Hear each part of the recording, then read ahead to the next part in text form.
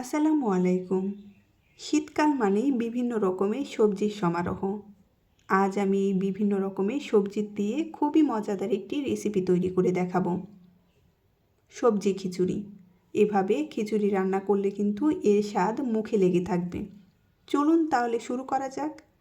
এখানে আমি চাল আর দুই ধরনের ডাল নিয়ে নিয়েছি। চাল ডাল আমি ভালো মতো ধুয়ে নিয়েছি।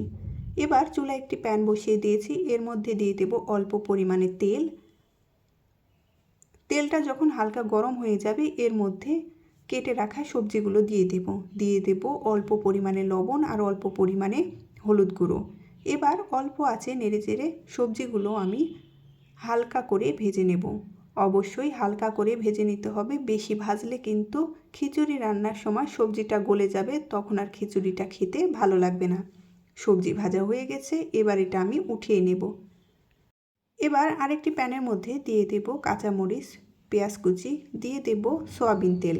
আপনারা এখানে সয়াবিন তেলের পরিবর্তে সরিষার তেলও ব্যবহার করতে পারেন।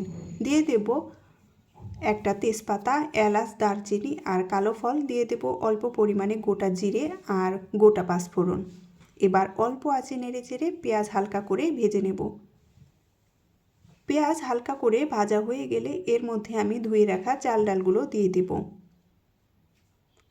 অল্প আঁচে নেড়েচেড়ে চাল ডালগুলো আমি হালকা করে ভেজে নেব। অনবরত নাড়তে হবে, না হলে কিন্তু নিচে লেগে ধরবে। চাল ভাজা হয়ে গেছে, এবার এর মধ্যে আমি দিয়ে দেব আদা, রসুন, জিরে বাটা, হলুদ গুঁড়ো, মরিচের গুঁড়ো আর স্বাদ অনুযায়ী লবণ। মশলার সাথে চালটা ভালো মতো মিশিয়ে নেব। চাল ডাল ভালো মতো নেড়েচেড়ে মশলার সাথে কষিয়ে নেব। কষানো হয়ে গেছে, এবার এর মধ্যে আগে থেকে ভেজে রাখা সবজিগুলো দিয়ে দেব। সব কিছু ভালো মতো মিশিয়ে নেব। সব কিছু ভালো মতো মেশানো হয়ে গেলে এর মধ্যে আমি পানি দিয়ে দেব। যতটুকু চাল ডাল তার ডাবল পানি। পানির সাথে সব কিছু মিশিয়ে নেব। মেশানো হয়ে গেলে ঢাকনা দিয়ে ঢেকে কিছুক্ষণ রান্না করে নেব।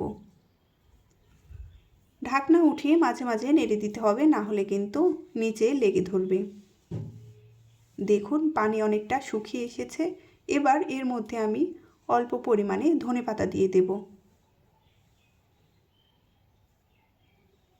আবারও ঢাকনা দিয়ে ঢেকে 3-4 মিনিটের মতো রান্না করে নেব।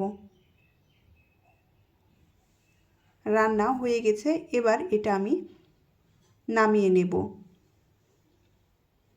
দেখুন কতটা সুন্দর হয়েছে।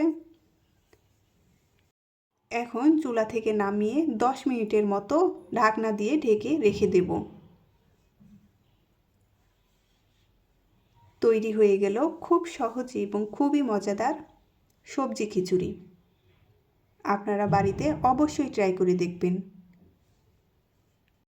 এভাবে খিচুড়ি রান্না করলে কিন্তু সবাই চেটেপুটে খাবে। ধন্যবাদ সবাইকে।